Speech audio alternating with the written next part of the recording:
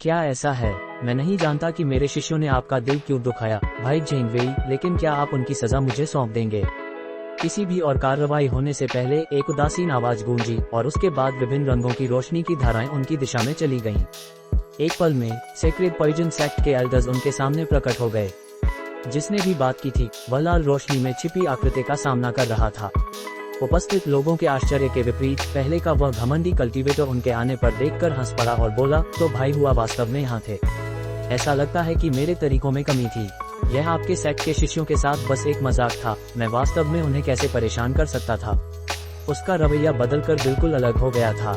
बगल से जंगली हंसी आई और एक चमकदार चमक के साथ अचानक 5 सफेद आकृतियां प्रकट हुईं। तो यह फेलो डाओइस्ट जेनवेई थे, प्रसिद्ध मास्टर स्कैटरविंड। अब जब मैं आपको व्यक्तिगत रूप से देख रहा हूँ तो आपकी प्रतिष्ठा सचमुच सही है। द अनब्रोकन किंग डेविल्स, तो ये इन शिफ्टिंग सेक्ट के भाई कियान थे। लाल रोशनी में लिपटा कल्टीवेटर बड़े डर के साथ बोला, आप बहुत बड़ा चढ़ाकर बोल रहे हैं भाई जेन। आपकी प्रतिष्ठा मेरी अपनी से कम नहीं है। ओल्ड डेविल कियान एक काकले के साथ बोला। ये शब्द सच थे। मास्टर स्कैटरविंड ग्रेट जिनमें एक प्रसिद्ध व्यक्ति था। हालांकि उसकी प्रसिद्धि कुछ अच्छी चीज का परिणाम नहीं थी। वह एक निष्ठाहीन धोखेबाज के रूप में जाना जाता था जितना कि वे आते हैं। जब वह कमजोर विरोधियों का सामना करता था तो वह एक असमझदार राक्षस की तरह कार्य करता था और उनका फायदा उठाता था। ऐसे चरित्र ने स्वाभाविक रूप से कई लोगों को नाराज किया। उसने कुछ नासन सोल कल्टीवेटर्स के दिलों में भी नफरत पैदा की थी। दुर्भाग्य से वह एक प्रारंभिक नासोन सोल भटकता हुआ कल्टीवेटर था जिसने एक आसान तकनीक का उपयोग करके अपने वर्तमान क्षेत्र में प्रवेश किया था। लेकिन अतीत में उसे एक प्राचीन महान खजाना मिला था, वर्ल्ड फ्लाइंग बूट्स। जब पूरी तरह से उपयोग किया जाता है तो वह देर नासोन सोल कल्टीवेटर से भी भाग सकता है। इसके अलावा उसने बाद में जीवित रहने पर केंद्रित कई अजीब गुप्त तकनीकों का अभ्यास किया और मध्यम और देर नासोन सोल चरण के किसी भी कल्टीवेटर को नाराज करने से बचा। परिणाम स्वरूप वह ग्रेट जिनमें सबसे कुख्यात आकृतियों में से एक होने के बावजूद स्वतंत्र रूप से यात्रा करने में सक्षम था। सेक्रेड पॉइजन सेक्ट के ग्रैंड एल्डर हुआ तियांकी के उसके बारे में कहने के लिए कुछ अच्छा नहीं था, लेकिन ओल्ड डेविल तियान काफी रुचित प्रतीत होता था। यिन शिफ्टिंग सेक्ट के ग्रैंड एल्डर के सामने मास्टर स्कैटरविंड मुस्कुराया और एक बिल्ली के सामने चूहे की तरह धीरे धीरे पीछे हटने लगा। जब ओल्ड डेविल कियान ने स्कैटरविंड के विनम्र रवैये को देखा तो उसकी रुचि खो गई और इसके बजाय उसने एक अजीब खुश स्वर में हुआ तियांकी से फिर से बात की। भाई हुआ, क्या ऐसा हो सकता है कि आपका सेक्ट इस स्थान की रक्षा कर रहा है ताकि बाहरी लोगों को प्रवेश करने से रोका जा सके? हुआ तियांकी एक पल के लिए ठहर गया, उसकी नजरें टिमटिमाती हुई और फिर उसने जवाब दिया, भाई कियान मजाक कर रहे हैं। हमारा सेक्रेड पॉइजन सेक्ट आपको या किसी अन्य सेक्ट को रोकने की हिम्मत नहीं करेगा। मैंने बस इस क्षेत्र को ढकने वाले गठन को भंग करने की इच्छा की थी ताकि बाकी सभी अंदर जा सकें। ये किसी भी फेलो डाओइस्ट को इस दुर्भावनापूर्ण गठन का शिकार होने से बचाने के लिए था। ओल्ड डेविल कियान ने ठंडे दिल से हंसते हुए कहा, ओह, मैं माफी चाहता हूँ। ऐसा लगता है कि मैंने आपके सेक्ट के अच्छे इरादों को गलत समझा। हालांकि यह मात्र भ्रम गठन मेरे लिए कुछ भी नहीं है। क्या आपको आपत्ति है अगर मैं तुरंत अंदर चला जाऊं? जैसे ही उसने ये कहा उसके 5 देवता धीरे धीरे करीब आ गए। हुआ तियांकी ने जल्दी से जवाब दिया, कोई बात नहीं होगी। अगर भाई कियान इससे गुजर सकते हैं तो मैं आपको नहीं रोकूंगा। उसने हाथ लहराया और अपने सेक्ट के शिष्यों को रास्ता साफ करने का संकेत दिया। हालांकि सेक्ट के अन्य सदस्यों को इससे परेशानी महसूस हुई, लेकिन उन्होंने उस पर भरोसा किया और विरोध में कुछ नहीं कहा। परिणाम स्वरूप कोर फॉर्मेशन के शिष्यों ने आज्ञाकारी रूप से एक तरफ खड़े हो गए। फिर मैं आगे बढ़ता हूँ। ओल्ड डेविल कियान ने कर्कश और गर्जनपूर्ण गहरी हंसी छोड़ी इससे पहले कि उसके 5 देवता सफेद रोशनी की बाधा में चले गए। पल भर में नीली रोशनी चमकी और रंगहीन आकृतियां शून्य में गायब हो गईं। जब बाधा फिर से शांत हुई तो हुआ तियांकी ने आसपास के कल्टीवेटर्स की ओर मुड़कर देखा। उसके चेहरे पर हरे निशान मुड़े हुए थे और उसने धीरे धीरे कहा, अगर कोई और है जो अनुसरण करना चाहता है तो मैं उसे नहीं रोकूंगा। उसकी कार्रवाइयों ने आक्रामक समूह को निराशा के साथ एक दूसरे को देखने पर मजबूर कर दिया। यहाँ तक कि कपटी मास्टर स्कैटरविंड भी अब भीड़ में छिप गया और उनके प्रस्ताव को स्वीकार करने की हिम्मत नहीं की। उन्हें सेक्रेड पॉइजन सेक्ट पर उद्घाटन पर कब्जा करने के लिए नफरत थी, लेकिन अब जब अंदर पहले से ही एक देर नासोन सोल कल्टीवेटर था तो वे हिचकिचा गए। चाहे भ्रम गठन कितनी जल्दी टूट सकता है, अगर वे अंदर प्रवेश करते हैं और ओल्ड डेविल कियान उन पर हमला करता है तो वे खुद को थोड़ी भी रक्षा नहीं कर पाएंगे। जब हुआ तियांकी ने देखा कि किसी ने स्वीकार नहीं किया तो वह उनकी ओर देखकर मुस्कुराया और अब उन पर ध्यान नहीं दिया। फिर वह अपने शिष्यों की ओर मुड़ा और आदेश दिया, तुम अब इस स्थान की रक्षा नहीं कर रहे हो, इसलिए ऊपरी सतह पर वापस जाओ। अन्य एल्डर्स और मैं पहले अंदर जा रहे हैं। जी। Grand elder 8 sacred poison sect के कोर फॉर्मेशन शिष्यों ने झुककर प्रणाम किया और वापस सुरंग में चले गए।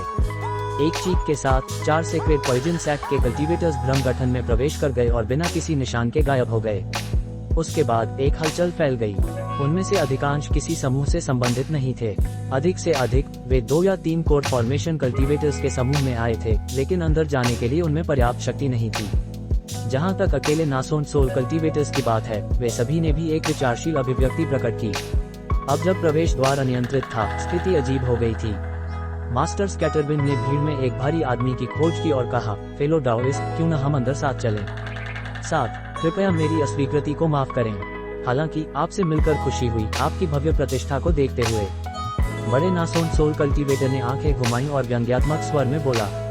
मास्टर स्कैटरविंड ने उसकी मना करने को दिल पर नहीं लिया और प्रसन्नता से बोला, फेलो डाओइस्ट को इतनी दूरी बनाने की जरूरत नहीं है।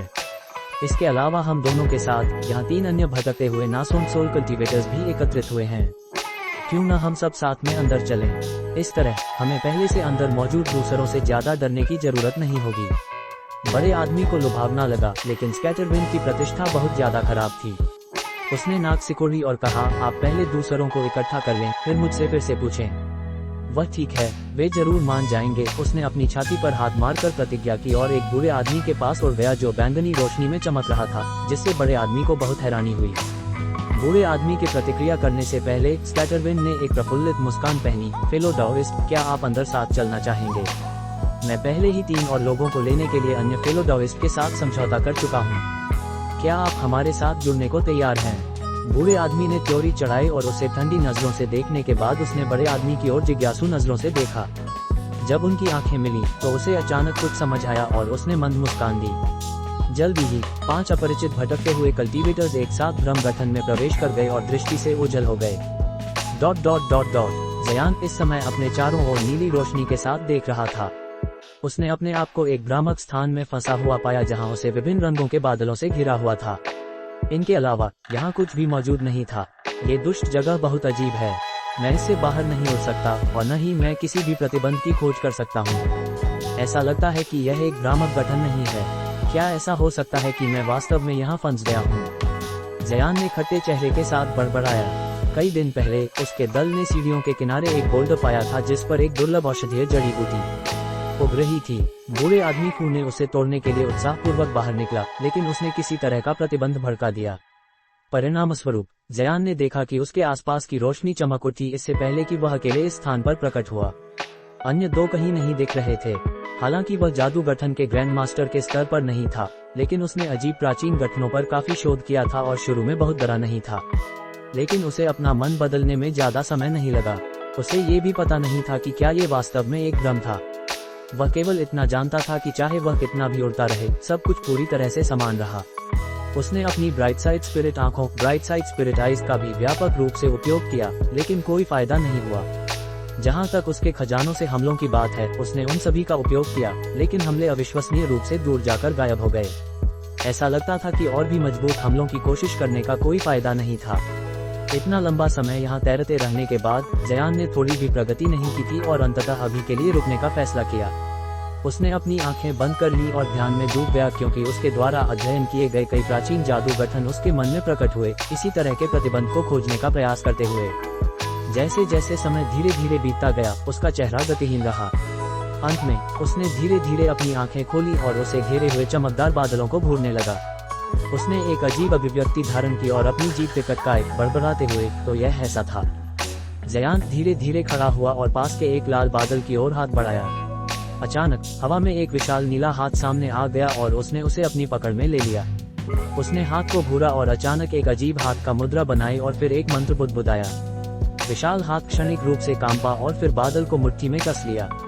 हाथ से नीली रोशनी चमकदार ढंग से चमकने लगी और जल्दी ही वह एक गोले का रूप धारण कर लिया। इसके बाद उसने नीली नासोंट लॉर्ड नासेंट फ्लेम का एक धागा निकाला और उसे गोले के चारों ओर लपेट दिया और फिर उसे जल्दी से एक अग्नि के गोले में डुबो दिया। जयान ने फिर जादुई मुद्राएं बनाना बंद कर दिया और भावशून्य अभिव्यक्ति के साथ प्रकाश के गोले को चुपचाप देखता रहा। एक अज्ञात समय बीतने के बाद उसके होंठों का कोना फड़का और उसने अपनी आस्तीन को ज्वाला की ओर झटका और उसे दूर साफ कर दिया, जिससे एक मध्यम लाल मोती प्रकट हुआ। तो मैं सही था, इतनी शानदार परिवर्तन छिपाने की विधियां केवल प्राचीन कल्टीवेटर्स ही कर सकते हैं। फिर भी प्राचीन काल में भी केवल कुछ ही कल्टीवेटर्स ऐसा करना जानते थे। यह अच्छा है कि शिनरुइंट ने उस जेड स्लिप में एक समान प्रतिबंध का उल्लेख किया था जो उसने मुझे बहुत समय पहले दी थी, अन्यथा मैं वास्तव में परेशान हो जाता। ऐसा लगता है कि मुझे भविष्य में अपनी आध्यात्मिक आंखों को मजबूत करना जारी रखना होगा। अगर मैं 100 साल तक ब्राइट साइड स्पिरिट वाटर का उपयोग करता रहा तो मैं शीर्ष श्रेणी के भ्रामक परिवर्तनों को भी देख सकूंगा।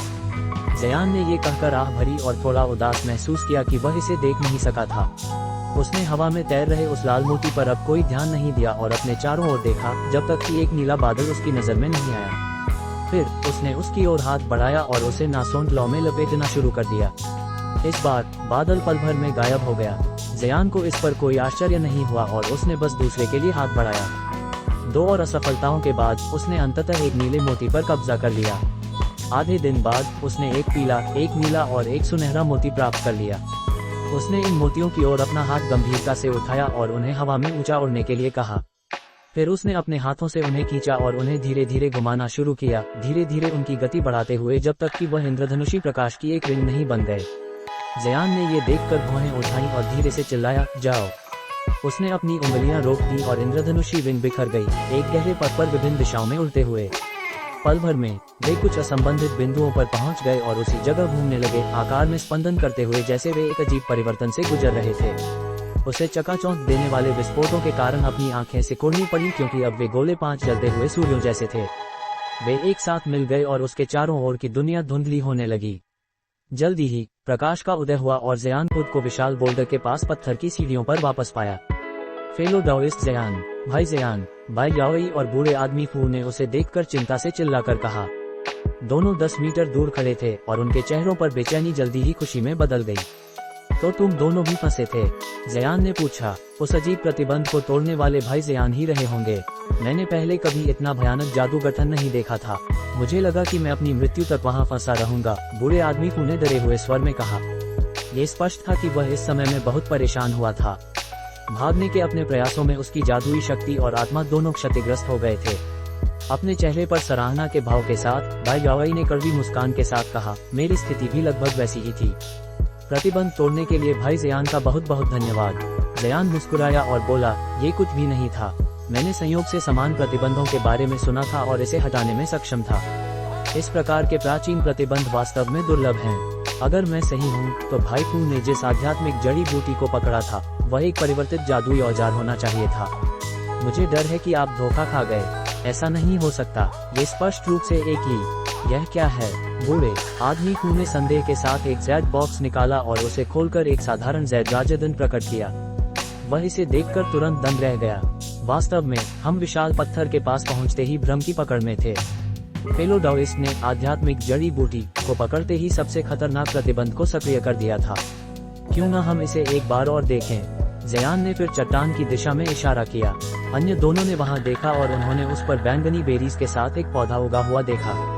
वे प्राचीन कल्टीवेटर्स यहाँ ऐसा जाल बिछाने के लिए सच में बहुत धूर्त हैं। वे क्या सोच रहे थे? बूढ़े आदमी ने घबराते हुए कहा। भाई याओई ने आश्चर्य से अपने होंठ मोड़ लिए।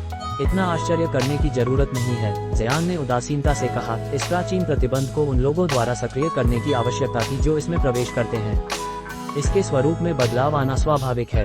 हालांकि ये केवल भंग हुआ है, पूरी तरह से नष्ट नहीं हुआ है। हमारे पास सीमित समय है। ये पहाड़ अपनी प्रतिष्ठा के अनुसार अमर आध्यात्मिक पहाड़े जैसा बिल्कुल नहीं है। यह एक ड्रैगन के मांग जैसा अधिक है। बूढ़े आदमी को धोखा खाने पर नाराज दिखाई दिए। जयान की आंखें चमकी और उसने गहरी आवाज में कहा, चलो और सावधान रहें। ये स्थान सिर्फ एक पुराना खंडहर नहीं है। मैंने उस प्रतिबंध को केवल भाग्य से हटाया। मुझे विश्वास नहीं है कि मैं अगली बार ऐसा कर पाऊंगा, इसलिए चलो किसी भी विपत्ति को भड़काने से बचें। बूढ़े आदमी फू ने शर्मिंदा होकर हंसते हुए कहा, मैं भविष्य में इतनी जल्दबाजी नहीं करूंगा। भाई याओई ने विचारपूर्वक सिर हिलाया। चूंकि फेलो डाओइस्ट समझ गए हैं तो चलिए अपना रास्ता आगे बढ़ाते हैं।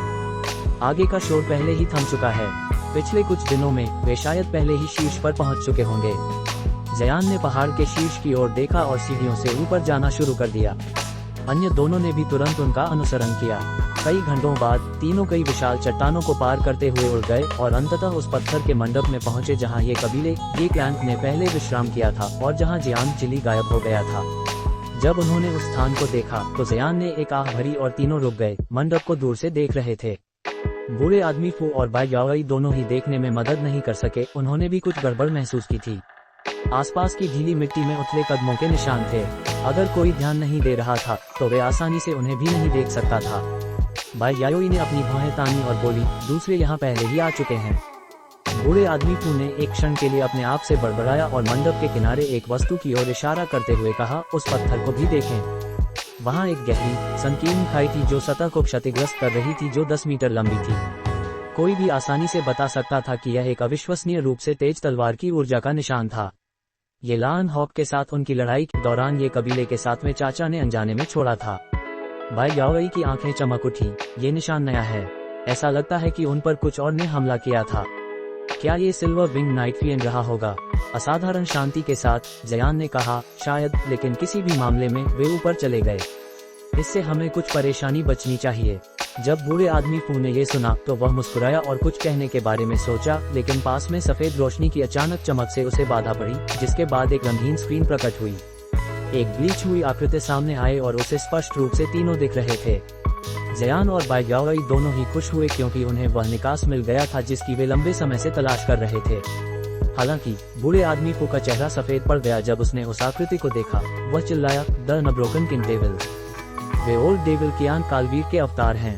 जब जयान ने ये सुना तो वह दंग रह गया। उसे लगा जैसे उसने उन्हें पहले सुना है, और ओल्ड डेविल कियान नाम भी। लेकिन इससे पहले कि उसके दिमाग में कुछ आता, उसने देखा कि बाई याओई का चेहरा भी पीला पड़ गया था। कई पुकारों के साथ 5 समान सफेद आकृतियां प्रकट हुईं। ये स्पष्ट आकृतियां एक पंक्ति में कतारबद्ध दिखाई दीं। उनकी मूर्ति जैसी निगाहें सभी जयान और फिर उसके साथियों पर केंद्रित थीं। यिन शिफ्टिंग सेक्ट का ग्रैंड एल्डर। जब जयान ने अंततः उन 5 अजीब प्राणियों को पहचाना तो उसका चेहरा तुरंत खराब हो गया। तो यह फेलो डाओइस्ट फू थे, क्या संयोग है। आश्चर्य नहीं कि मैं आपको खोज नहीं सका। तो यह निकला कि आप पहले यहाँ प्रवेश कर चुके थे, और इस महिला की अजीब पोशाक से वह नॉर्थ नाइट पैलेस की एक कल्टिवेटर होनी चाहिए। मैं आपके महल की मैडम लियू का पुराना मित्र माना जा सकता हूँ। जहाँ तक इस आखिरी फेलो डाओइस्ट की बात है, छी, क्या ये हेवनली साउथ के भाई जयान हैं? आपके लिए मेरे सेक्ट और एंडले स्काई टेम्पल दोनों ने लंबी और कठिन खोज की है। ओल्ड डेविल कियान कालवीर की आवाज पहले आश्चर्यजनक थी, लेकिन फिर धीरे धीरे ये जंगली हंसी में बदल गई। जब बाई याओई और बूढ़े आदमी फू ने जयान का नाम हेवनली साउथ के साथ सुना तो वे उसकी ओर हैरानी से देखने लगे। लेकिन जयान का ध्यान केवल उन 5 सफेद आकृतियों पर था और वह उन्हें उदास नजरों से चुपचाप भूल रहा था। उसने व्यक्तिगत रूप से यिन शिफ्टिंग सेक्ट के एक मध्य नासोन सोल मिड नासन सोल एल्डर को मार दिया था और उनके सेक्ट का प्रतिष्ठित खजाना घोस्ट शिफ्टिंग बैनर उसी से छीन लिया था। अब शब्दों से दुश्मनी खत्म करना कोई विकल्प नहीं था। साथ ही ये भी उल्लेखनीय था कि वह शुरू से ही अपने दाव कंपेनियन पर लगाए गए सोल सील्कर्स को खत्म करने की विधि प्राप्त करने का इरादा रखता था, जो कुछ केवल यिन शिफ्टिंग सेक्ट के मास्टर और सेक्ट के ग्रैंड एल्डर को ही पता होगा। मूल रूप से उसने सेक्ट मास्टर पर हमला करने की योजना बनाई थी, लेकिन अब उसे सेक्ट के ग्रैंड एल्डर से अनपेक्षित मुठभेड़ हो गई थी और वह विचार करने लगा कि क्या पूरी तरह से युद्ध करना संभव है। आखिरकार ये दोनों यिन शिफ्टिंग सेक्ट के सबसे महत्वपूर्ण लोग थे। शायद ही कभी ऐसा मौका मिलता हो जब वह उन्हें अकेले पाए। ये grand elder silver wing knight फिएंट सिल्वर विंज नाइट पाइंट की तुलना में एक अधिक क्रूर प्रतिद्वंद्वी साबित होगा। नाइट फिएंट के पास कोई अनुकूल खजाने नहीं थे और उसके शरीर पर प्रतिबंध भी थे, लेकिन फिर भी वह जयान को लगभग मार ही देता था। हालांकि जयान ने उस समय अपनी पूरी क्षमता का उपयोग नहीं किया था। उसने मोनार्क सोल डाइवर्जेंस के विशाल पुतले ग्रैंड पपट का उपयोग करने से परहेज किया था। उस मामले में जीत की संभावना होनी चाहिए, और भले ही अनब्रोकन किंग डेविल्स अनब्रोकन सिंह डेविल्स की अफवाहों के अनुसार शक्तिशाली हो, उसकी डिवाइन डेविल बेन लाइटनिंग उन्हें रोकने में काफी प्रभावी होनी चाहिए। जैसे जैसे ये विचार उसके दिमाग में तेजी से चमके, 5 आकृतियों के बीच में स्थित आकृति ने अचानक एक मंत्र मुद्रा में हाथ उठाया और उसका शरीर भूरे रंग में चमकने लगा और उसके सामने एक भूरे वस्त्र पहने कल्टीवेटर की छवि सामने आ गई। घटनाओं का यह अजीब मोड़ पूरी तरह से डरावना था। उसके चेहरे को भूरे रंग की एक परत ढक रही थी, लेकिन उसके बालों का रंग उसकी उम्र बता रहा था। ओल्ड डेविल कियान कालवीर का असली शरीर सामने आ गया था। उसी क्षण तीनों ने भी उसे घूरते हुए बड़ी सावधानी बरती। वे यह नहीं समझ पा रहे थे कि वह क्या सोच रहा था। बूढ़ा शैतान इस दौरान चुप रहा और उसने अपनी कमर पर लगे स्टोरेज थैले को थपथपाया और एक छोटा पिच काला झंडा निकाला। फिर उसने उसे उनकी दिशा में लहराया। बूढ़े आदमी फू का चेहरा इसे देखकर बदल गया और उसने जल्दी से एक खजाना अपने हाथ में बुला लिया। भाई याओई ने अपने शरीर को बर्फीली रोशनी से ढक लिया और तुरंत एक बाधा बना ली। जहां तक ज़यान की बात है, उसने बस भौहें उठाकर ओल्ड डेविल कियान की कार्रवाइयों को देखा। समय बीतने के साथ उसका चेहरा और भी उदास होता गया। कितना अजीब है, वास्तव में अजीब। झंडे में काली रोशनी टिमटिमाई लेकिन कोई अन्य असामान्य संकेत नहीं दिखा। इससे वह आश्चर्य के स्वर में बोला, भाई कियान, आपने अपना घोस्ट शिफ्टिंग बैनर क्यों निकाला है? क्या आप हमारे सेक्ट्स के बीच युद्ध छेड़ना चाहते हैं? हालांकि बूढ़े आदमी फू ओल्ड डेविल से काफी डरता था, लेकिन उसके दल में 3 मध्य नासोन सोल कल्टीवेटर्स थे, जिनमें से एक के पास गहरी क्षमताएं थीं। साथ मिलकर उन्हें ज्यादा डरने की जरूरत नहीं थी। ओल्ड डेविल कियान ने तीनों को देखा और शांत भाव से कहा, मुझे युद्ध शुरू करने में कोई दिलचस्पी नहीं है। हालांकि उस भाई ज़यान और मेरे बीच कुछ अनबने हिसाब किताब हैं। चूंकि आप दोनों का इससे कोई लेना देना नहीं है, अगर आप जाना चाहें तो मैं आपको नहीं रोकूंगा। ऐसा लगता है कि हमारा विचार एक ही है, ज़यान ने एक शांत मुस्कान के साथ कहा। मैंने आपके अनब्रोकन किंग डेविल्स की प्रभावशाली प्रतिष्ठा के बारे में बहुत सुना है। मैं उन्हें व्यक्तिगत रूप से आजमाना चाहता हूँ। जब दोनों ने ये सुना तो वे निराशा की एक नजर बदल लिए। ओल्ड डेविल कियान भी थोड़ा आश्चर्यचकित हुआ और उसने ज़यान का निरीक्षण करना शुरू किया। बूढ़े आदमी फू ने तनाव के साथ त्योरी चढ़ाई, ये भाई कियान, हालांकि मुझे पता है कि आपके सेक्ट और फेलो डाओइस्ट ज़यान के बीच कुछ रंजिश है, लेकिन यहाँ मामलों को सुलझाना उचित नहीं है। क्या भाई कियान पहले इस पहाड़ पर गहरी नजर डालना नहीं चाहते? उसने ये ज़यान की रक्षा करने के किसी वास्तविक इरादे से नहीं कहा था। कुनबू पहाड़ एक बहुत ही खतरनाक स्थान था और ओल्ड डेविल कियान उनके डेविल दाओ गठबंधन का एक महत्वपूर्ण सदस्य था। वह नहीं चाहता था कि उसे कोई दुर्घटना हो। इसके अलावा वह अचानक ज़यान को अकेला छोड़कर नहीं जाने वाला था, क्योंकि वे अभी भी एक साथ शामिल थे। ओह, जरूर मैं इस पहाड़ को देखूंगा। हालांकि मेरा सेक्ट फेलो डाओइस्ट ज़यान की काफी समय से तलाश कर रहा है। हम पहले यह मामला निपटा लेंगे, इसमें देरी नहीं हो सकती। क्या भाई फू खुद को इसमें उलझाना चाहते हैं? ओल्ड डेविल कियान ने फिर एक ठंडी हंसी हंसी। भाई याओई की चमकदार आंखें एक क्षण के लिए भटकी और उसने दृढ़ता से कहा, इस पहाड़ के बाहर मेरी आपके विवाद में कोई भूमिका नहीं है, लेकिन हमारा इरादा यहाँ रहते हुए इस पहाड़ की खोज करने का है। मुझे डर है कि मैं आपके सुझाव का पालन नहीं कर सकती। उसे ज़यान को, एक शक्तिशाली सहयोगी को खोने का डर था, जिससे पूरी यात्रा और अधिक खतरनाक हो जाएगी। सबसे महत्वपूर्ण बात, उसने व्यक्तिगत रूप से ज़यान की भयानक क्षमताओं को देखा था और उस पर विश्वास था कि वह इस ओल्ड डेविल से बिल्कुल नहीं डरता था। अन्यथा वह शायद यह नहीं कह पाती। देखते हुए कि दोनों नहीं मान रहे थे, भूरे वस्त्र वाले कल्टीवेटर की आंखों में एक ठंडी चमक चमकी। जब उसने उन्हें देखा तो ऐसा लगा मानो उसकी नजर ही उनके फेफड़ों में हवा को जमा सकती थी। बूढ़े आदमी फू और बाई याओई को लगा कि उनका दिल धड़कना छोड़ देगा, लेकिन उन्होंने अपने चेहरे पर यह भाव नहीं आने दिया। ठीक है, ऐसा लगता है कि यह एक ऐसा मामला है जिसे जाने दिया जा सकता है। हालांकि मेरे सेक्ट का एक खजाना उसके हाथों में गिरा है। अगर वह उसे मुझे दे देता है तो मैं उसे जाने दूंगा, नहीं तो मैं तुम तीनों से भिड़ जाऊंगा, भले ही इसके लिए बड़ी शक्ति का त्याग करना पड़े। ऐसा कहते हुए ओल्ड डेविल कियान ने अपनी बर्फीली नजर वापस खींच ली। ज़यान हंसा और खुले तौर पर बोला, ओह, क्या आप उस घोस्ट शिफ्टिंग बैनर की बात कर रहे हैं? गहरी आवाज में ओल्ड डेविल कियान ने कहा, वही वाला। जब हमारे सेक्ट का चौथा एल्ड युद्ध में मारा गया तो वह झंडा आपके हाथ लगा था। उसे मुझे सौंप दो और मैं तुम्हें छोड़ दूंगा, अभी के लिए। एक पल की चुप्पी के बाद ज़यान ने आकाश की ओर देखा और उपहास किया, आपका स्वर काफी घमंड से भरा है। मैं घोस्ट शिफ्टिंग बैनर आपको वापस कर सकता हूँ, लेकिन मेरी एक शर्त है। क्या आप मुझे सुनने को तैयार हैं? तुमने हमारे सेक्ट के चौथे एल्डर को मारा और उससे मेरे सेक्ट का एक विरासत खजाना छीन लिया, और तुम शर्त रखने की हिम्मत करते हो? क्या तुम सोचते हो कि मैं तुम्हारी जान नहीं लूंगा? ओल्ड डेविल कियान क्रोध से मुस्कुराया और उसके पीछे खड़े पांचों देवता उछल पड़े और उसके सामने आकर तैरने लगे। हवा में अचानक तनाव का माहौल छा गया। बूढ़े आदमी फू इस मोड़ से बहुत हैरान रह गया और उसके चेहरे पर आश्चर्य के भाव साफ झलक रहे थे। डेविल दाओ गठबंधन के सदस्य के रूप में 9 सेरेनिटी सेक्ट को यिन शिफ्टिंग सेक्ट के चौथे एल्डर के गायब होने के बारे में थोड़ी जानकारी थी। बूढ़े आदमी फू को जब पता चला कि ज़यान ने उनके प्रसिद्ध चौथे एल्डर को मारा है तो वह पूरी तरह से हक्का बक्का रह गया, और ऐसा लग रहा था कि प्रसिद्ध घोस्ट शिफ्टिंग बैनर में से एक उसके हाथों में भी था। यह कोई आश्चर्य नहीं था कि ओल्ड डेविल कियान ज़यान को इस बुरे समय पर भी जाने नहीं दे रहा था। जहां तक ज़यान ने अपनी उत्पत्ति छिपाने का सवाल था, वह तो उल्लेखनीय भी नहीं था। ज़यान ने नाक सिकुड़ी और उसका चेहरा उतर गया। आप इसे इतनी आसानी से वापस करने की बात कर रहे हैं? किसी शापित कारण से आपके सेक्ट के चौथे एल्डर ने मेरा पीछा किया और मेरे दाव कंपेनियन पर हमला किया। मैं इसे कैसे वापस करने दे सकता था। पूर्ण संकल्प के साथ बूढ़े शैतान ने कहा, मुझे उसने हेवनली साउथ में क्या किया इसमें कोई दिलचस्पी या संबंध नहीं है। हालांकि मैं हमारे सेक्ट का विरासत खजाना वापस लेने पर दृढ़ हूँ, अन्यथा ये प्रतिष्ठा का बहुत बड़ा नुकसान होगा। तो आपका मतलब है कि आप मुझे सुनने को तैयार नहीं हैं? जयान ने अपनी आंखें सिकुड़ी। हे, अगर तुम 10 महान सेक्टों में से किसी एक के ग्रैंड एल्डर होते तो शायद मैं तुम्हारी बात सुनता, लेकिन तुम तो बस हेवनली साउथ के एक तुच्छ कल्टीवेटर हो। तुम मेरे साथ शर्तें कैसे लगा सकते हो? ओल्ड डेविल कियान ने आकाश की ओर देखकर जंगली हंसी। फिर उसका शरीर अचानक एक पापी की बेलफुल चीख के बादल में विस्फोटित हो गया और अपने पीछे की सफेद आकृतियों में विलीन हो गया। पांचों ने अचानक भूरे रंग में चमकना शुरू कर दिया और उनकी मूल रूप से स्थिर आंखों में रक्तपिपासु पागलपन आ गया। बूढ़े आदमी फू को अचानक कुछ याद आया और उसने पछतावे के साथ कहा, कमबख्त, मैं लगभग भूल ही गया था। ये बूढ़ा शैतान सुपीरियर एपैथेटिक आर्ट्स का अभ्यास करता है, जिसके परिणाम स्वरूप उसका स्वभाव उग्र और बदमिजाज हो जाता है। हमारी धमकियों ने उसे केवल और भी अधिक क्रोधित कर दिया है।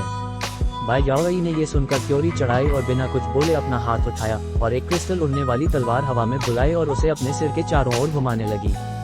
जयान ने अपनी आंखें सिकुड़ी और अपनी आस्तीन के भीतर से हाथ फड़काया और ट्रिफ्लेम फैन को अपनी पकड़ में बुलाया। इसके बाद उसने दूसरे हाथ से चुपके से अपने स्टोरेज थैले को थपथपाया और जल्दी से अपनी आध्यात्मिक इंद्रियों को अपने विशाल पुतले ग्रैंड पपट पर केंद्रित किया। वह पहले से ही पूरी तरह से युद्ध के लिए तैयार हो चुका था।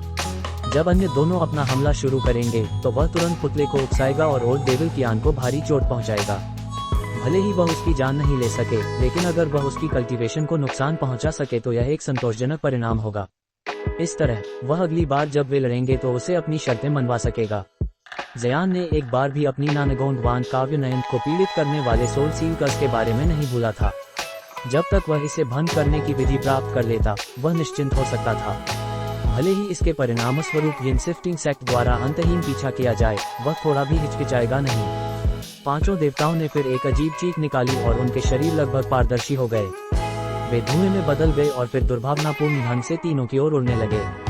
उसी क्षण उस प्रकाश के पर्दे से जहां से सफेद आकृतियां पहले निकली थीं, अचानक एक भूकंप जैसा विस्फोट हुआ और उसने हवा को एक अंधी चमक से भर दिया। इससे पहले कि वे सभी समझ पाते कि क्या हो रहा है, उस प्रकाश ने लगातार विस्फोट किए और उसके बाद लगभग 1 दर्जन विभिन्न रोशनी की धाराएं निकलीं।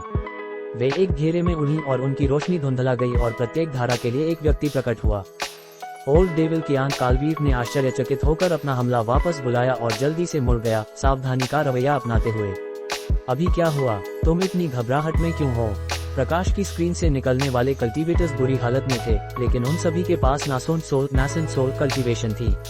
वह चाहे कितना भी घमंडी क्यों न हो, वह उन पर ध्यान दिए बिना नहीं जा सकता था। और भी महत्वपूर्ण बात, विस्फोटों ने उसे एक अनिश्चित बुरी भावना दी थी। नवागंतुक सेक्रेट पॉइजन सेक्ट के 4 एल्डर्स और 5 भटकते हुए कल्टीवेटर्स का समूह थे, जिसमें संदिग्ध मास्टर स्कैटरविंड भी शामिल था। उनमें से एक ने कहा, भाई कियान आश्चर्यजनक रूप से सक्षम हैं।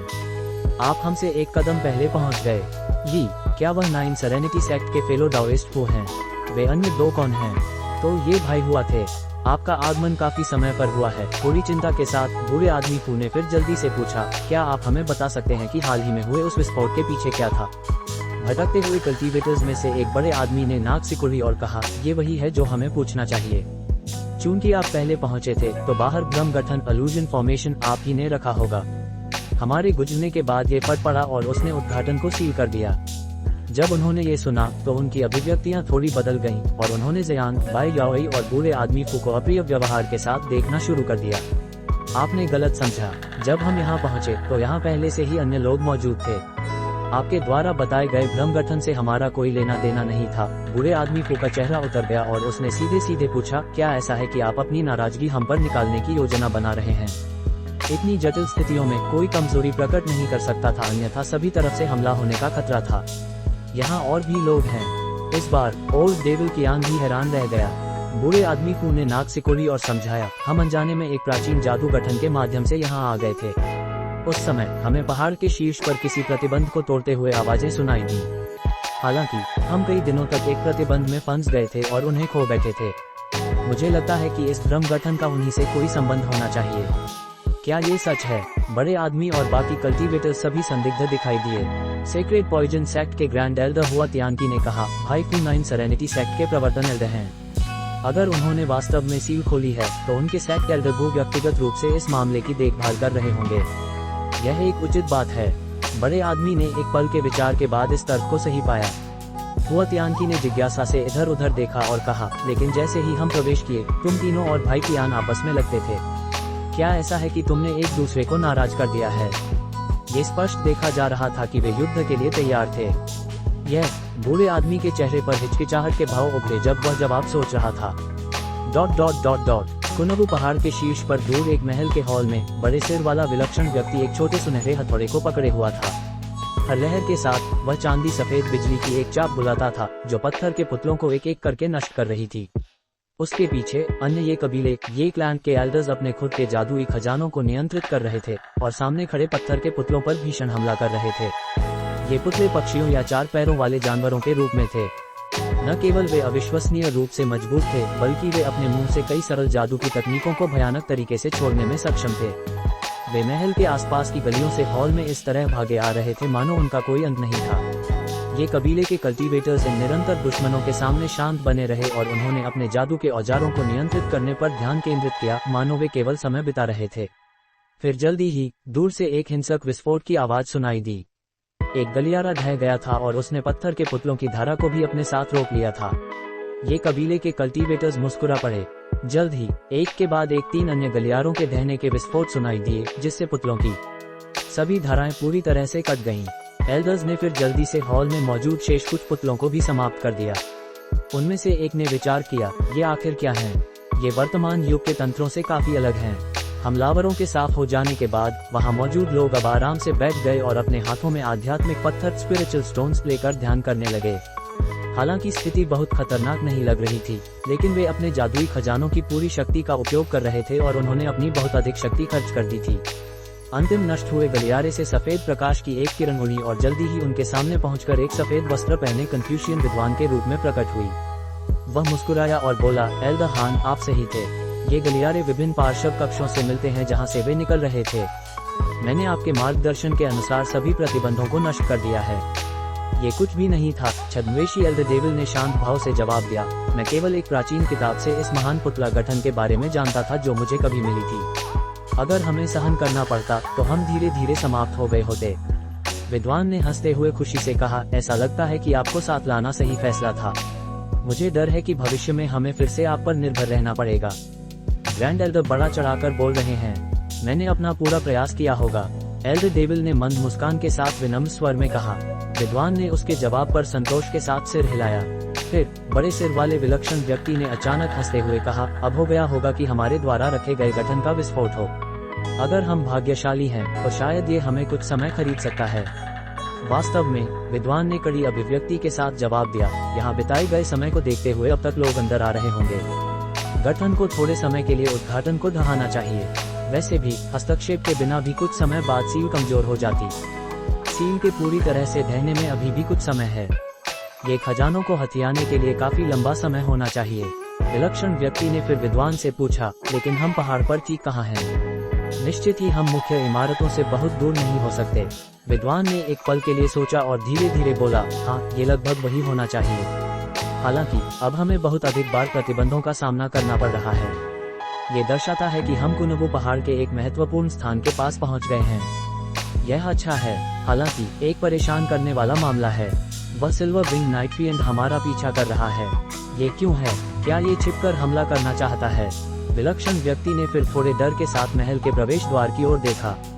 अन्य लोग अनजाने में उसकी नजरों का पालन करते हैं, लेकिन वहाँ कुछ भी नहीं पाया। फिर भी उन्हें पता था कि यह संभवतः छिपा हुआ था और दूर से उन पर नजर रखे हुए था, जिससे उन्हें बहुत संकट महसूस हो रहा था। अगर ये तथ्य नहीं होता कि उनके पास 2 देर नासोन सोल, लेट नासन सोल कल्टीवेटर्स थे, तो वे आगे बढ़ने की हिम्मत नहीं करते। विद्वान ने अपने आप से बड़बड़ाया और कहा, वह परिष्कृत शव रिफाइंड कॉर्प्स कुछ हद तक परेशानी का कारण है। अगर हमारे पास पर्याप्त समय होता तो हम इसे घायल कर सकते थे या यहाँ तक कि शिकार कर सकते थे। हालांकि समय बहुत महत्वपूर्ण है। वर्तमान में ये केवल हमें देख रहा है और अगर हम कोई कार्रवाई करते हैं तो हम इसे भड़काने का जोखिम मोल लेंगे। शायद बाद में ये खुद किसी प्रतिबंध में फंस जाएगा। जब अन्य लोगों ने ये सुना तो उन्हें ये शब्द उचित लगे और उन्होंने सहमति दी। आखिरकार उस शैतान के पास मास्टरफुल चाल तकनीकें थीं। इससे बच निकलना उनके लिए लगभग असंभव था। जब वे सभी अपनी जादुई शक्ति का एक हिस्सा फिर से प्राप्त कर लिए तो वे तुरंत हॉल से निकले और बाहर की ओर चल पड़े। जब उनके आसपास का वातावरण रोशन हुआ तो वे सभी दंग रह गए। उनके सामने एक दर्जन सीढ़ियां थीं जो विभिन्न दिशाओं में फैली हुई थीं। हालांकि हर रास्ता सफेद कोहरे से ढका हुआ था, इसलिए कोई भी नहीं बता सकता था कि वे कहां जाती थीं। यह उन्हें बहुत झटका देने वाली बात थी। उनमें से एक बूढ़े कल्टीवेटर ने आह भरी और कड़वी मुस्कान के साथ विद्वान की ओर मुड़ा। हम इससे कैसे निपटेंगे? भले ही हम प्रत्येक क्षेत्र की खोज के लिए एक व्यक्ति भेजें, हम सब कुछ नहीं ढूंढ सकते। विद्वान ने जल्दी से बूढ़े आदमी को शांत किया। घबराने की जरूरत नहीं है। ये स्पष्ट रूप से दिखाता है कि हम कुनबू पहाड़ के केंद्र में पहुंच गए हैं। हमारी संख्या को व्यक्तिगत रूप से विभाजित करना सवाल से बाहर है, क्योंकि हम अकेले अपनी रक्षा नहीं कर सकते। क्यों न हम पहले वहां जाकर देखें? उसने सफेद जैद से बने एक मंच की ओर इशारा किया जहां सभी सीढ़ियां मिलती थीं। ये कुछ किलोमीटर दूर था, लेकिन स्पष्ट रूप से विशाल था। अन्य लोगों ने कोई आपत्ति नहीं की और पीछा करते हुए हवा में उड़ान भरने लगे, लेकिन अपनी यात्रा में ज्यादा आगे नहीं बढ़ पाए थे कि वे सभी जमीन पर गिर पड़े। यहाँ उड़ान भरने से रोकने वाला एक प्रतिबंध है। ये यहाँ क्यों लगाया गया होगा? विलक्षण व्यक्ति ने चिल्लाकर कहा। सौभाग्य से वे ऊंचाई पर नहीं उड़ रहे थे और इसलिए उन्हें कोई चोट नहीं आई। बजाय इसके वे इस प्रतिबंध की खोज पर खुश थे। यह एक संकेत था कि वे कुनबू पहाड़ों के एक बहुत ही महत्वपूर्ण स्थान में प्रवेश कर चुके थे। जब हुआ तियानकी ने बूढ़े आदमी पूर से उसका सामान्य विवरण सुना तो वह काफी आश्चर्यचकित हो गया और बोला, तो ये पता चला कि फेलो डाओइस्ट जयान जायम हेवनली साउथ के रहने वाले हैं।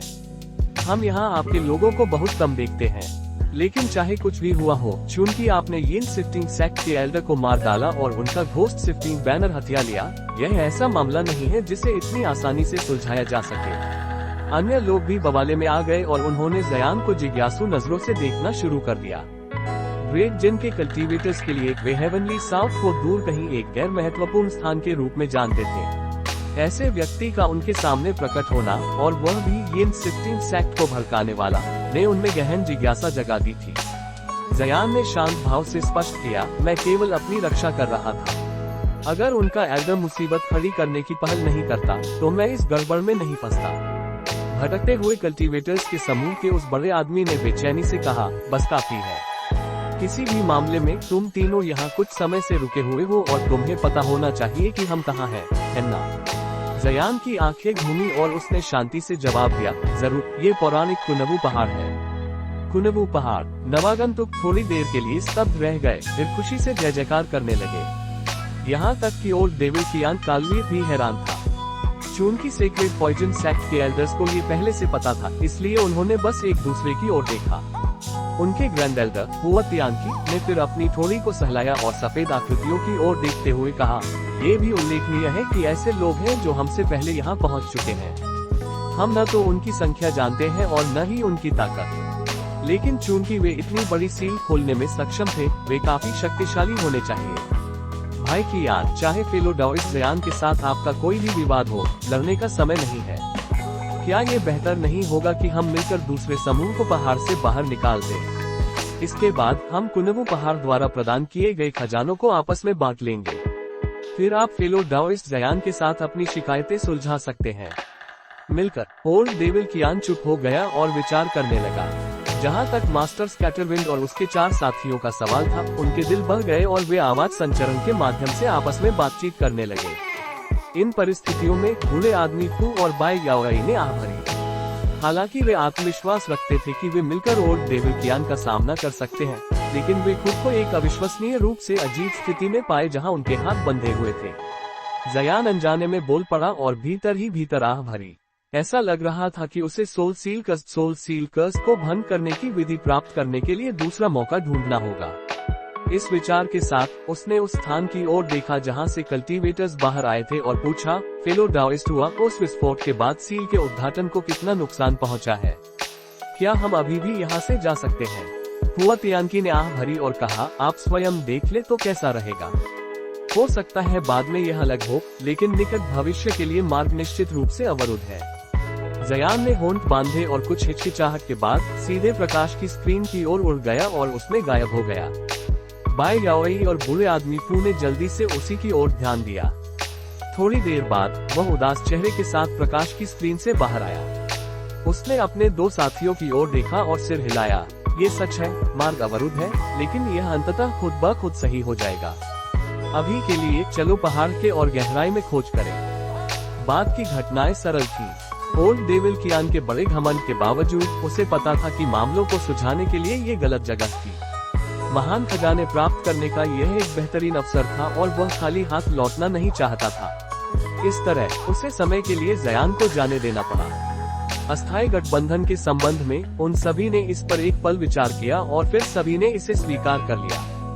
सभी के सहमत होने के बाद हुआ तियानकी ने चिल्लाकर कहा, साथ मिलकर हम उन लोगों का सामना करने में सक्षम होंगे जो हमसे आगे हैं, भले ही वे 10 महान सेक्टरों के कल्टीवेटर्स हो। चलो उस पार्टी द्वारा पहले खजाने हथियाने से पहले हम रवाना हो जाएं। फिर उसने पत्थर की सीढ़ियों से ऊपर जाने का नेतृत्व किया। ओल्ड डेविल कियान ने ठंडे दिल से नाक सिकुड़ी और उसके 5 शैतान एक साथ जुड़ गए और उनके पीछे पीछे चल पड़े। ज़यान और उसकी कंपनी भी चुपचाप सीढ़ियों से ऊपर उड़ गए। ये कबीले के सदस्य वर्तमान में सफेद जैद के चौक के सामने खड़े थे। यह 1 किलोमीटर के 5वें हिस्से से अधिक फैला हुआ था और सुंदर जैद से बना था। चारों ओर 32 मीटर से अधिक लंबे स्तंभ थे। प्रत्येक जैद स्तंभ पर दुर्लभ जीवंत आध्यात्मिक जानवरों को कुशलता से उकेरा गया था। हालांकि वे इन स्तंभों को बिल्कुल नहीं देख रहे थे, बल्कि चौक के दूसरे छोर को देख रहे थे। वहीं से पत्थर की सीढ़ियां निकलती थी और उनके सामने विशाल जेड टैबलेट खड़े किए गए थे, जिन पर फॉर्चून क्लाउड हॉल और गोल्ड स्टोन पवेलियन जैसे विभिन्न स्थानों के नाम थे। वे उन्हें घूरते हुए खोए हुए थे। भीड़ में से एक कल्टीवेटर बोला, ऐसे केवल 3 स्थान हैं जहां हमें सबसे अधिक संभावना है कि हम डिवाइन स्पिरिट ट्रेजर्स मिले। इनमें सबसे बीच का स्थान कुनवू हॉल है। स्पिरिट ट्रेजर पवेलियन इसके निकट है और सबसे दूर स्थित स्थान डेविल सप्रेसिंग पैगोडा है। विद्वान और विलक्षण व्यक्ति ने कुछ नहीं कहा और बस खोए हुए विचारों में ही रहे। उस कल्टीवेटर ने आगे जोड़ा, कुनवू हॉल निश्चित रूप से पहाड़ के केंद्र में होगा। और स्पिरिट ट्रेजर पवेलियन नाम को देखते हुए ये स्पष्ट है कि प्राचीन कल्टीवेटर्स ने अपने खजाने वहीं रखे थे। वहाँ खजाने होना अजीब नहीं होगा। जहाँ तक डेविल सप्रेसिंग पैगोडा का सवाल है, वह वहीं होना चाहिए जहाँ उन्होंने शैतानों को कैद किया था। पहाड़ को सील करने की अजीब परिस्थितियों में ये बहुत संभावना है कि डिवाइन स्पिरिट ट्रेजर्स वहाँ रखे गए हों। आखिरकार वे इन शैतानों को दबाने के लिए खजानों की शक्ति का उपयोग करते थे। विद्वान ने अंततः गुर्राते हुए कहा, अच्छा कहा। मुझे भी लगता है कि डिवाइन स्पिरिट ट्रेजर्स को इन तीनों क्षेत्रों में से किसी एक में रखा जाना चाहिए। हालांकि हमारे पास हर जगह देखने की शक्ति नहीं है, इसलिए हमें 2 में से एक जगह चुननी होगी। कौन से 2? विलक्षण व्यक्ति ने हिचकिचाते हुए पूछा। विद्वान जवाब देने से पहले रुका, स्पिरिट ट्रेजर पवेलियन और डेविल सप्रेसिंग पैगोडा। विलक्षण व्यक्ति ने सिर हिलाया और कहा, वे दोनों। मुझे लगता है कि कुनवू हॉल डेविल सप्रेसिंग पैगोडा की तुलना में एक अधिक संभावित विकल्प होना चाहिए। विद्वान हंसा और शांति से समझाया, स्पिरिट ट्रेजर हॉल से हमें अधिक संभावना कुछ खजाने मिलने की है, भले ही हम डिवाइन स्पिरिट ट्रेजर्स प्राप्त न कर पाए। कुनवू हॉल बहुत स्पष्ट विकल्प है और इसे जाल और प्रतिबंधों से भरा होगा। चूंकि पहाड़ को सील किया गया था, मुझे विश्वास है कि 2 खजानों का कुनवू हॉल में सम्मानित किए जाने का कोई उद्देश्य नहीं होगा। अधिक संभावना है कि इसका उपयोग डेविल सप्रेसिंग पैगोडा में किसी अकथनीय राक्षस को दबाने के लिए किया जा रहा है। विलक्षण व्यक्ति ने अंततः सिर हिलाया, यह उचित लगता है, लेकिन मुझे विश्वास है कि हमें इस आधार पर कुनवू हॉल पर गहरी नजर डालनी चाहिए क्योंकि यह पहाड़ का मुख्य भवन है। विद्वान ने कड़वी मुस्कान के साथ कहा, मैं आपकी बात समझता हूँ, लेकिन हमारे पास इतने लोग हैं। 2 समूहों में बंटना भी बहुत मुश्किल है, 3 तो दूर की बात है। दूसरों ने अपनी कार्रवाई की योजना पर चर्चा करना शुरू किया और कुछ सदस्यों को दूसरे पक्ष की बात अधिक उचित लगी। एक समय के लिए कोई निष्कर्ष नहीं निकल पाया। जब विलक्षण व्यक्ति ने इस गतिरोध को देखा, तो उसके चेहरे पर एक अजीब अभिव्यक्ति आई और उसने प्रस्ताव रखा, हमारे समूह में 9 सदस्य हैं। क्यों न हमसे प्रत्येक 3 लोग स्पिरिट ट्रेजर पवेलियन और डेविल सप्रेसिंग पैगोडा दोनों का पता लगाने लगे। जहां तक आखिरी व्यक्ति का सवाल है, वह एक ऐसा एल्डर होगा जो चाल तकनीकों में विशेष रूप से कुशल है और उसे कुनवू हॉल का दौरा करने के लिए भेजा जाएगा। अगर उन्हें कोई समस्या मिलती है तो वे वापस आ जाएंगे और हमें क्या हुआ इसकी जानकारी दी जाएगी। फिर अगर हम में से कोई भी अपनी यात्रा सुचारू रूप से पूरी कर लेता है तो वे कुनवू हॉल की यात्रा कर सकते हैं। वाह, ठीक रहेगा, चलो वही करते हैं। हालांकि चूंकि यह एल्डर अकेला होगा, वह लान हॉक और सिल्वर विंग नाइट फिएंट का निशाना बनेगा। हमें उन्हें ओवरफ्लोइंग स्काई ब्रेसलेट देना होगा, विद्वान ने कहा। उस खजाने के साथ वे अपने सामने आने वाले किसी भी खतरे से अपनी रक्षा करने में सक्षम होंगे। विलक्षण व्यक्ति ने सिर हिलाया और कोई आपत्ति नहीं की। फिर वे तुरंत अपनी संख्या बांट गए और प्रत्येक अलग अलग रास्तों पर चल पड़े।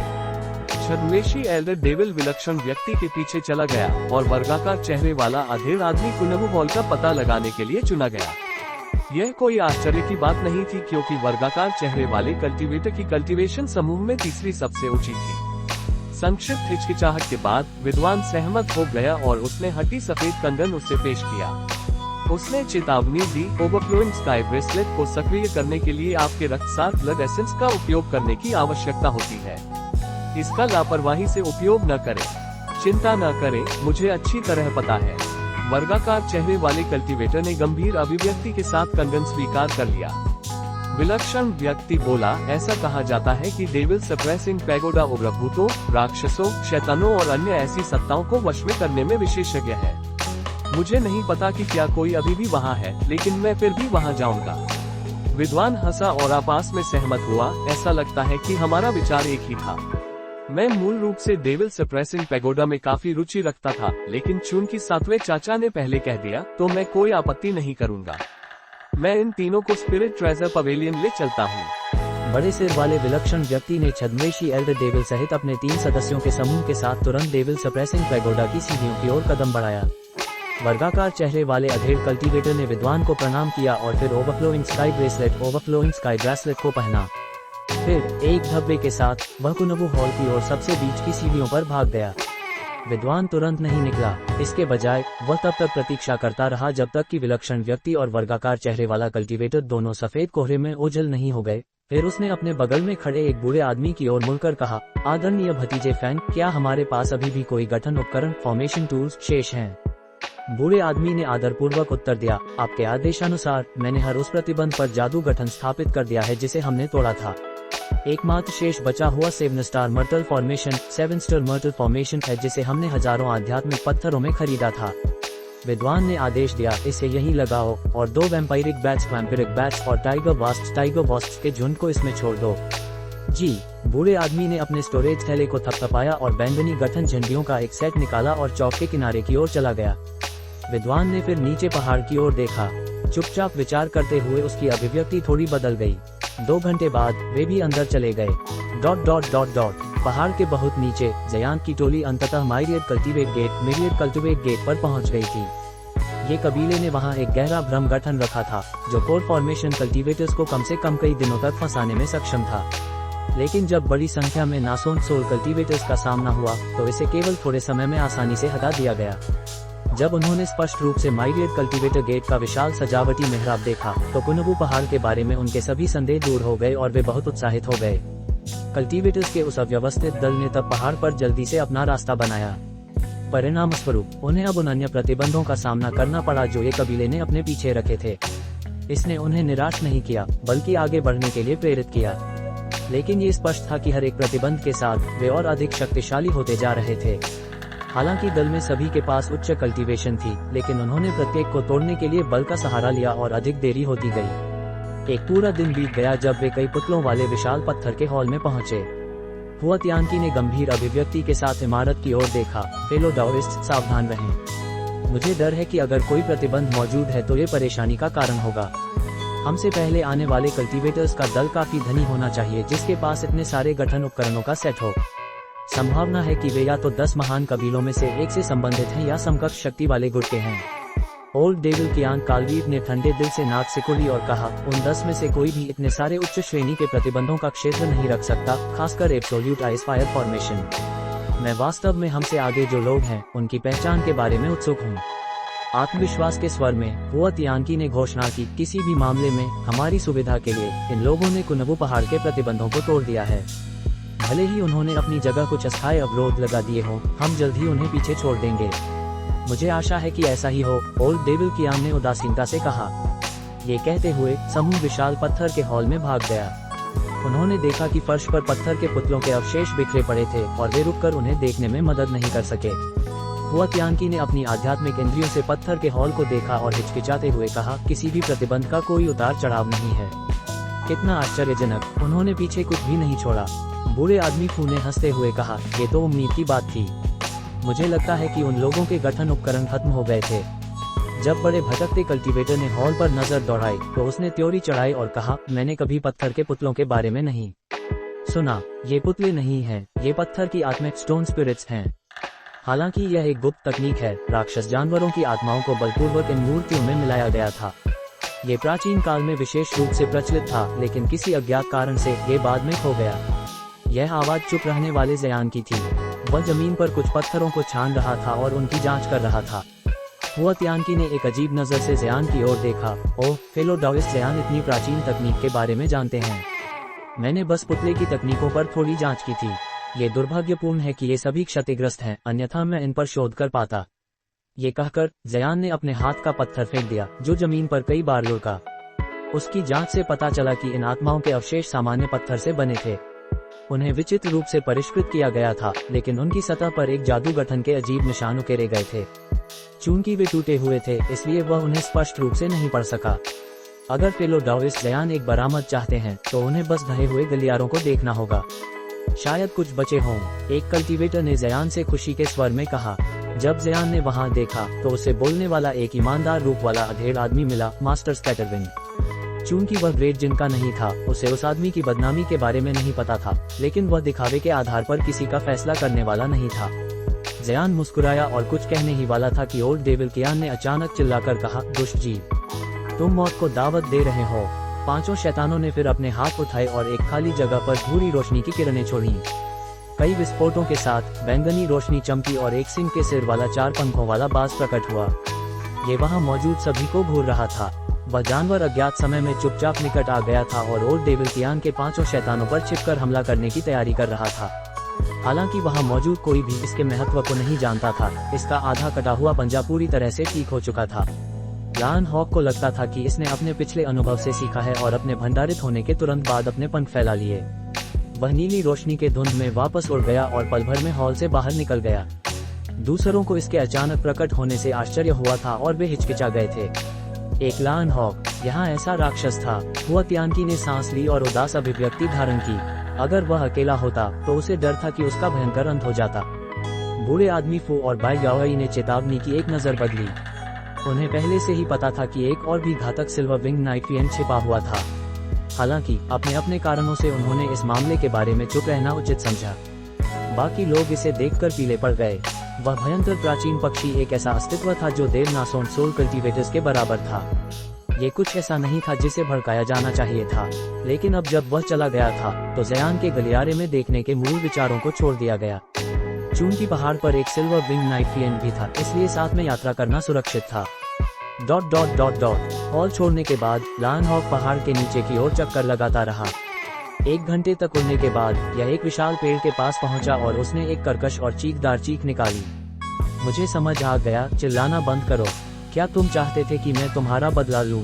ऐसा नहीं है कि मैं ये करना चाहता था। अनगिनत वर्षों तक फंसे रहने के बाद मेरे लिए भागना आसान नहीं था और मैं अधिक मुसीबत नहीं मोल लेना चाहता। इसके अलावा ऐसा लगता है कि कल्टीवेटर्स के 2 समूह हैं और वे सभी नासोन सोल चरण के हैं। यह आसान नहीं होगा। ये शब्द एक टूटे हुए घड़े जैसी आवाज में बोले गए और उसके बाद हरी चमक की एक चमक हुई, जिससे पेड़ में 3 मीटर चौड़ा छेद प्रकट हुआ। एक काले कपड़े पहने महिला नाराज अंदाज में बाहर निकली। उसका शरीर चौड़ा था, उसकी त्वचा तन थी, उसके सिर पर जेट काले बालों की बन लपेटी हुई थी। उसके बालों से कई इंच लंबे 2 सफेद सींग निकल रहे थे और उसका चेहरा केवल भद्दा वर्णन किया जा सकता था। पक्षी की चीख से गुस्से से भरी होने के कारण उसकी आंखों में लाल रोशनी चमक रही थी। उस महिला ने अपना हाथ उसकी कमर पर रखा और दांत पीसे। आसान कहना है, तुम बहुत लापरवाह थे और तुम्हारा आधा पंजा कट गया था। मुझे बदला क्यों लेना चाहिए? और क्या यहाँ के 3 मास्टरों के वंशजों ने हमें उनकी ओर से इस पहाड़ की रक्षा के लिए यहाँ फंसाया नहीं था? मैं उनकी इच्छाओं का पालन नहीं करना चाहती। फिर एक पुरुष की आवाज गूंजी, लेकिन अगर हम उन्हें नहीं मारेंगे तो वे कुनबू हॉल में प्रवेश करेंगे और वहाँ से 4 आध्यात्मिक पदक स्पिरिट मेडालियंस निकाल लेंगे। मुझे डर है कि हम उनके नियंत्रण में आ जाएंगे। नीली रोशनी की एक चमक के साथ सिल्वर विंग नाइट फिएन प्रकट हुआ। उस महिला ने नाक सिकोड़ी और उदासीनता से कहा, वह तब होगा अगर वे कर सकें। क्या तुम्हें लगता है कि प्रतिबंध पर्याप्त नहीं है? विशेष रूप से ग्रेट नॉर्थ एसेंस लाइट्स का सामना करना असंभव है। कुनबू हॉल में प्रवेश करने वाला कोई भी व्यक्ति मौत मांग रहा है। सिल्वर विंग नाइटवियन ने शांत भाव से कहा, फेलो डाओइस्ट बुई, ये निश्चित नहीं है। ग्रेट नॉर्थ एसेंस लाइट्स भयानक हो सकती हैं, लेकिन उनके बीच देर नासोन सोल कल्टीवेटर्स हैं। उनमें से एक के पास ऐसा जादुई औजार हो सकता है जो इसे नियंत्रित कर सके। और क्या आप इस अवसर का उपयोग करके वे नियंत्रण पदक हथियाना नहीं चाहते? भले ही हम स्पिरिट प्रिजन फॉर्मेशन से बाहर निकले, लेकिन हम अभी भी इस पहाड़ के बाहर एक कदम भी नहीं रख पाएंगे। नानजियांग में भूमिगत गहराइयों में सैकड़ों कल्टीवेटर्स कुनबू पहाड़ की सील के उद्घाटन के चारों ओर एकत्रित थे। भ्रम गठन के विस्फोट के कारण 10 मीटर का उद्घाटन अस्थिर हो गया था। इससे चांदी की रोशनी लगातार बढ़ रही थी, मानो लहरें इसके चारों ओर की हर चीज पर भटक रही हों। वहाँ कई भटकते हुए कल्टीवेटर्स और छोटे सेक्ट के लोग थे जो दूर से हो रही घटनाओं को देख रहे थे, लेकिन सबसे महत्वपूर्ण उन कई समूहों का होना था जो उद्घाटन के पास एक गतिरोध में एकत्रित थे। उनमें से एक महिलाओं का एक दल था जिनके चेहरे युवा और सुंदर थे। उनकी पन्ना हरी पोशाकें और आभूषण उन्हें नानजियांग के मूल निवासी बताते थे। उनमें से एक एल्डर के पास मध्य नासोन सोल कल्टीवेशन थी जिसका चेहरा साधारण था, और उनकी दूसरी एल्डर के पास प्रारंभिक नासोन सोल कल्टीवेशन थी, हालांकि वह छोटी और अधिक सुंदर थी। ये महिलाएं उन पुरुषों के एक समूह का सामना कर रही थीं जो 30 के दशक में दिखाई देते थे। अजीब बात यह थी कि उनमें से एक हिस्सा काले वस्त्र पहने था और दूसरा हिस्सा सफेद। उनका नेतृत्व 5 नासोन सोल कल्टीवेटर्स का एक समूह कर रहा था। इनमें गे तियानहाओ और एंडले स्काई सेंटेस लिन यिनपिंग शामिल थीं, लेकिन सबसे उल्लेखनीय वह सुरुचिपूर्ण युवक था जो सेंटेस के साथ खड़ा था। उसकी आध्यात्मिक की के उतार चढ़ाव से वह स्पष्ट रूप से एक देर नासोन सोल कल्टीवेटर था। वह एंडले स्काई प्लेन्स का ग्रैंड इमोर्टल शू था। जहां तक आखिरी समूह का सवाल था, वह सबसे छोटा था, जिसमें 3 नीले वस्त्र पहने कल्टीवेटर्स थे, जिनका नेतृत्व एक सफेद बालों वाला दाओइस्ट कर रहा था जिसका स्वभाव अलौकिक था। वह एक देर नासोन सोल कल्टीवेटर था जिसे मास्टर सेबल के नाम से जाना जाता था। मास्टर सेबल ने हरे वस्त्र पहने मध्य नासोन सोल महिला की ओर कड़वे भाव के साथ देखा और कहा, लेडी मू, आपके प्रतिष्ठित सेक्ट को इस झगड़े में शामिल होने की कोई आवश्यकता नहीं है। मैं आपको तुच्छ नहीं समझता, बल्कि मुझे डर है कि अगर इस खतरनाक यात्रा के दौरान कुछ भी हो गया तो आपका इमोर्टल फॉर्म सेक्ट बहुत नुकसान उठाएगा। हमारी पिछली मित्रता के कारण मैं आपको हर संभव प्रयास कर रहा हूं आपको रोकने के लिए। उसके स्वर से स्पष्ट था कि वह उस महिला से काफी लगाव रखता था। लेडी मू ने उदासीनता से जवाब दिया, मास्टर सेबल, भले ही high zenith sect righteous Dao का सबसे बड़ा सेक्ट है, आप इतना घमंड नहीं दिखा सकते। सील स्पष्ट रूप से मेरे सेक्ट के अधिकार क्षेत्र में है। आप मुझे प्रवेश करने से कैसे रोक सकते हैं? मेरा सेक्ट खतरे पर भी ध्यान नहीं देता। महिलाओं का समूह सील के निकट सबसे बड़े सेक्ट इमोर्टल फॉर्म सेक्ट से संबंधित था। उनकी प्रसिद्धि सेक्रेड पॉइजन सेक्ट से भी अधिक थी। इसके अधिकांश शिष्य महिलाएं थीं, लेकिन इसकी अधिकांश प्रसिद्धि उनके अवरोधन योग्य शापों अनब्लॉकेबल कर्सेस की भयंकर और पाप शक्ति से आती थी। कहा जाता है कि वे हजारों किलोमीटर दूर किसी को भी मारने में सक्षम थीं। अक्सर ऐसी खबरें आती थीं कि जो कोई भी उनके सेक्ट को नाराज करता था, वह कितना भी दूर भागे, उसकी मौत हो जाती थी। इसने कल्टीवेशन की दुनिया में भय पैदा कर दिया था और कोई भी उन्हें भड़काने की हिम्मत नहीं करता था। उनकी प्रसिद्ध हस्तियों में से एक लेडी मू थी, जिन्होंने कहा जाता था कि एक ही दिन में 3 समान श्रेणी के कल्टीवेटर्स को अलग अलग स्थानों पर मार डाला था। अतीत के कृत्यों से उनका मास्टर सेबल के साथ भी कुछ परस्पर झगड़ा था। फिर भी ग्रेट जिन के सबसे शक्तिशाली आकृतियों में से एक होने के बावजूद मास्टर सेबल को पूरी नम्रता से कार्य करना पड़ा। ये कहे जाने के बाद गे तियानहाओ ने बीच में बात काटी, फेलो डाओइस्ट सेबल, मैं दूसरों की परिस्थितियों का उल्लेख नहीं करूंगा, लेकिन हमारा यिन शिफ्टिंग सेक्ट अंदर जाएगा। गे तियानहाओ एंडले स्काई प्लेन्स के कल्टीवेटर्स के साथ था और उसके अपने सेक्ट के 2 एल्डर्स भी उसके साथ थे। जब उसे सील के बारे में पता चला तो वह जल्दी से आ गया था। अब जब उसे समझ आ गया कि उसके दल की ताकत हाई जेनिथ सेक्ट के बराबर है, तो वह आसानी से पीछे हटने वाला नहीं था। मास्टर सेबल उनके शब्दों से नाराज नहीं हुआ, बल्कि उसने सील के उद्घाटन से निकलने वाली चांदी की रोशनी को देखा। फिर उसने उदासीनता से कहा, अगर फेलो डाओइस्ट के अंदर जाना चाहते हैं तो मैं आपको नहीं रोकूंगा। वास्तव में मुझे गुप्त जानकारी मिली थी कि इस सील का उद्घाटन मानव द्वारा किया गया था। हालांकि मैं नहीं जानता कि अंदर क्या है, लेकिन मैं इसे अच्छा नहीं समझ सकता। इसके अलावा मेरे रास्ता रोके बिना भी उद्घाटन अस्थिर हो गया है। लेडी मू और गे तियानहाओ चुप हो गए। ये समस्या आसानी से हल नहीं होने वाली थी। उद्घाटन पर ऊर्जा के हिंसक उतार चढ़ाव के कारण प्रवेश करना बेहद खतरनाक हो जाता था। लेडी मू ने अपने माथे से बालों की एक लट को हटाया और धीरे धीरे कहा, हमारे इमोर्टल फॉर्म सेक्ट ने हाल ही में एक सन मून शटल प्राप्त किया है। इसे हमला और बचाव दोनों में उपयोगी एक दुर्लभ खजाना माना जा सकता है। मेरी जूनियर मार्शल सिस्टर और मैं मिलकर प्रयास करने को तैयार हूँ। मास्टर सेबल ने आश्चर्य से कहा, तुमने वास्तव में सन मून शटल प्राप्त किया। ये 3 महान शटल खजानों में से एक है। ये केवल अनजाने में मिली एक चीज थी, लेडी मू ने उदासीनता से कहा। मैं सोच रही थी कि इसे हमारे सेक्ट का विरासत खजाना बनाया जाए। मास्टर सेबल ने सिर हिलाया और कहा, ऐसी स्थिति में मैं और कुछ नहीं कहूँगा। आप जैसे चाहें वैसे करें। जहाँ तक मेरी बात है, मैं प्रवेश करने से पहले 2 दिन और प्रतीक्षा करूँगा। 2 दिन? क्या आपने कहा नहीं था कि आप प्रवेश नहीं करने वाले? गे तियानहाओ ने संदेह के एक निशान के साथ पूछा। मास्टर सेबल ने अपनी दाढ़ी को घुमाया और कहा, मैंने ऐसा कुछ नहीं कहा। 2 दिन बाद हेवनली डेविल सेक्ट के भाई सेवनवेंडर्स आएंगे। उनकी स्पिरिट टॉर्टोइस कैरेज के साथ हमें सील में प्रवेश करने में कोई परेशानी नहीं होगी। दाओइस्ट सेवनवेंडर्स आ रहे हैं, गे तियानहाओ ने चौंक कर कहा। मास्टर सेबल ने आराम से कहा, सही है। मुझे एक गुप्त रिपोर्ट मिली है कि यह मामला राइटियस और डेविलिश दाओ दोनों से जुड़ा है। फेलो दाओइस्ट सेवनवेंडर्स और मैंने प्रभार संभाला है और हमने नानजियांग के पास अलग अलग मामलों की जांच की है। मैं सुराग ढूंढने में कामयाब रहा हूं और मैंने भाई सेवनवेंडर से मदद मांगी है। अगर रिपोर्ट सच है तो मुझे विश्वास है कि यह अकेले में संभालने के लिए बहुत खतरनाक होगा। जब उसने सुना कि दाओइस्ट सेवनवेंडर्स व्यक्तिगत रूप से आ रहे हैं तो उसका चेहरा खराब हो गया। उदास चुप्पी के एक पल के बाद उसके होंठ हिले और उसने एंडले स्काई सेंटेस और ग्रैंड इम्मोर्टल शू को आवाज संचरण भेजा। ग्रैंड इम्मोर्टल शू का चेहरा अपरिवर्तित रहा, लेकिन एंडले स्काई सेंटेस ने तनाव से त्योरी चढ़ा दी। जब गे तियानहाओ ने ये देखा तो उसने तुरंत कुछ और संदेश भेजे और इम्मोर्टल शू ने अंततः सिर हिलाया। जहां तक एंडले स्काई सेंटेस का सवाल था, उसने एक पल हिचकिचाने के बाद चुप रहने का फैसला किया। गे तियानहाओ का चेहरा शांत हो गया और उसने निर्णायक स्वर में कहा, फेलो दाओइस्ट सेबल के स्वर से लगता है कि सील के साथ कोई बड़ी समस्या है। हालांकि मेरे सेक्ट का ग्रैंड एल्डर पहले ही अंदर प्रवेश कर चुका है, मैं बैठकर इंतजार नहीं कर सकता। हालांकि मेरे पास सन मून शटल और स्पिरिट टॉर्टोइस कैरेज के स्तर का कोई खजाना नहीं है, लेकिन मुझे प्रयास करना होगा।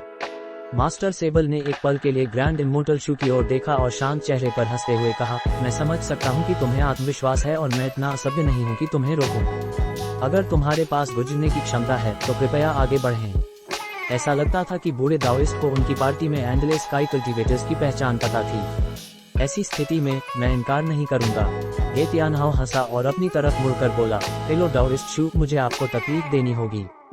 चूंकि भाई गे ने अनुरोध किया है, मैं कोशिश करूंगा। इम्मोर्टल शू ने अपनी कमर पर लगे स्पिरिट बीस्ट पाउच को थपथपाया और उसमें से रोशनी फैल गई, जिससे एक इंद्रधनुषी मोर प्रकट हुआ। यह 1 मीटर लंबा था और उसके पंखों पर प्रकाश के छल्ले फैले हुए थे, जो एक चकाचौंध दृश्य प्रस्तुत कर रहे थे।